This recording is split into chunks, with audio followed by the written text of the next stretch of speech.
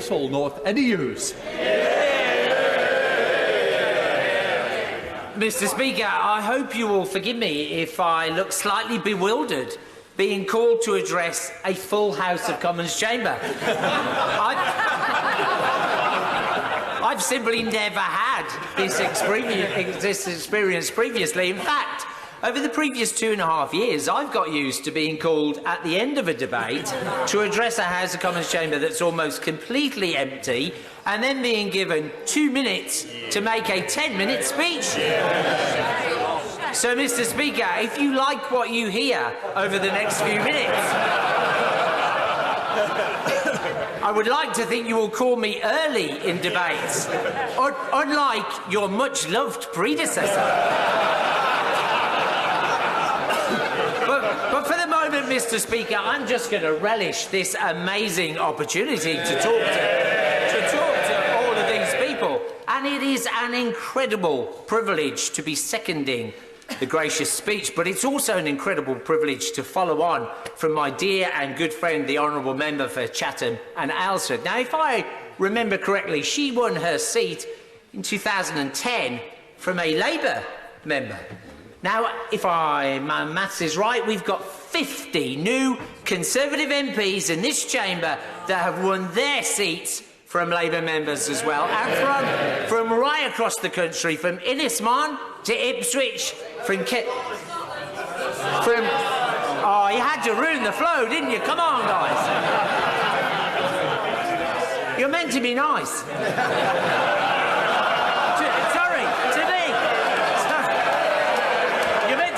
To me, I meant. Anyway, back to it. From Innismon to Ipswich, from Kensington to Blythe Valley. And I think anybody who's got a political bone in their body should just take a minute to remember how they felt when that Blythe Valley result came in. Now, Mr. Speaker, I won my own seat in 2017. But it was from a Labour member, but it was 1976 when the Conservatives last won that seat, and they only managed to win it at that time because John Stonehouse, the Labour MP, faked his own death. while on a business trip to Miami, he left a pile of clothes on the beach, pretending that he'd gone for a swim, never to be seen again, supposedly. Well, I tell you what, he was a damn fine swimmer. Because 5 weeks later, he turned up 10,000 miles away in Melbourne, Australia. Now, he was arrested and he tried to apply to a couple of countries for asylum, but that didn't happen, so he was deported back to the United Kingdom, and incredibly, while out on bail, he continued to serve as a Labour MP. Now, I'm not sure, but I don't think the Right Honourable Member for Witham, the Home Secretary, would allow such leniency these days. But I did find it amusing when I read a line on Wikipedia that said the Labour Party were unhappy with this situation but chose not to expel him. That sounds like a familiar theme these days, I think. Anyway, for those of us who are 2017 MPs, this has felt like a very precarious innings, like we're never more than 5 weeks away from a general election. So I was getting a bit concerned because my predecessor in terms of Conservative MPs, who is now Baron Hodgson of Abbots Astley, I think, hopefully Hansard will correct that if I got it wrong, he managed to serve 910 days as the MP for Walsall North. Now, when Parliament was dissolved on the 5th of November, I'd served 881 days. I know, thank you for playing your part. So I knew I had to win that election. I had to beat the Baron. But anyway, the good omen for me and for this incredible Conservative victory should have been apparent to me on the 27th of April this year, because with just a few days to go before the local elections, I was visited by a man who was, at that time, the humble backbencher, the Right Honourable Member for Uxbridge and South Ruislip.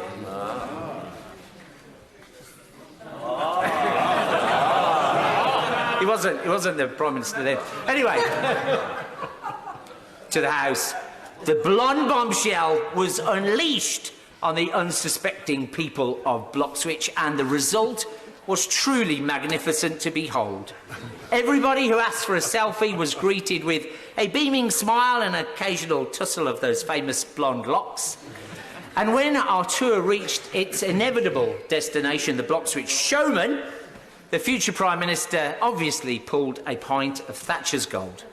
Now, I know what you're thinking, Mr. Speaker. You're thinking, so what? What was the consequence of this great visit? Well, the consequence for me was that in those local elections a few days later, we won 2 more council wards against the national trend, and for the first time ever, the Conservatives took control. First time in 20 years, the Conservatives took control of Walsall Council outright. Yeah. Now, that shouldn't have been a surprise, maybe, because over the past 3 years, we've had a blue-collar revolution. Yeah. The working people, the working class of Britain, have sent 2 shock results to Westminster. And who led both of those campaigns? One man who completely understands that actually what the public want, what ordinary working people want, is a government that will stay out of their way, but will ensure they have safe streets, a good standard of education for their children, and a great national health service when they need it. We now have a government and a Prime Minister that understands that and will deliver. Yeah. People lent us their vote in this election. We cannot let them down. We must not let them down. We will not let them down. Yeah. But Mr. Speaker, I think you know the answer to this question. What is the first priority for this country? Oh, you're supposed to say get Brexit done. Anyway, get Brexit done. Indeed, Mr. Speaker, in an interview immediately after the election result, I think I heard the Right Honourable Member for Hayes and Hollington, the Shadow Chancellor, say that he now understood that the public wanted to get Brexit done, but that Labour hadn't been listening. Now, in my constituency of Walsall North, 74% of people who voted in that referendum voted to leave.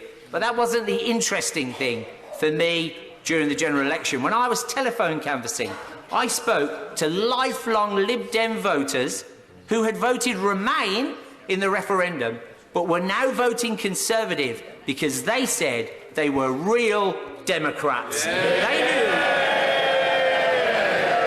They knew how important it was for this country to deliver on the result of that referendum. Yeah. But Mr.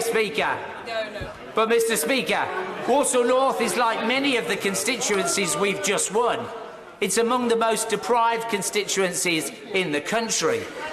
But now we have a Prime Minister who completely understands that although ability is equally distributed across the country, opportunity is not. Yeah. And that's why we're going to transform further education system by investing in a huge new rebuild programme worth £1.8 billion.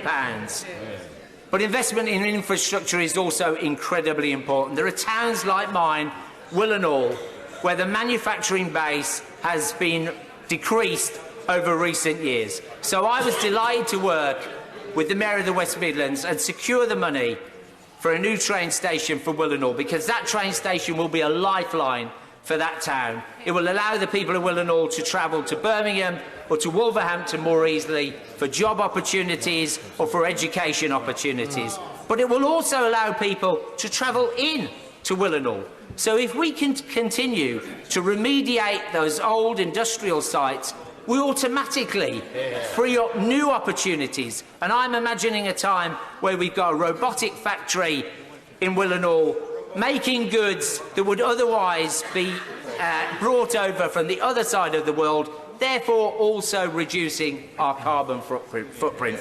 But, Mr. Speaker, I know what you're thinking. You're thinking, what about the I'm going to look on the camera to see who said that. That's not what you were thinking, Mr. Speaker. I know you. You were thinking, what about the NHS? Is it safe in this Conservative government's hands? Mr. Speaker, let me tell you, it certainly is in Walsall North, because thanks to the Health Secretary, I've got £36 million for a new A&E department, which is going to increase capacity as well as improving conditions for staff and patients alike. What about the rest of the country, though? I don't know where to begin. 50,000 extra nurses. Thank you. 50 million extra GP practice appointments per year and 40 new hospitals. But what about the future of our great nation, Mr. Speaker? Well, I'm delighted to read that this Conservative government, by the end of this Parliament, will be investing a stonking £3.2 billion a year in research and development. Although I completely agree with the honourable member for Harborough, who said we simply cannot continue to have half of that money spent in just 3 cities, London, Oxford and Cambridge. We need to spread that throughout the country. So, Mr. Speaker, from my personal point of view, it certainly looks like the country's future, the future of the whole United Kingdom, is incredibly bright with this Conservative government. And so as we look to 2020 with a newfound spirit of optimism and ambition, it is my privilege, on behalf of the great people of the Black Country, to commend this gracious speech to the House.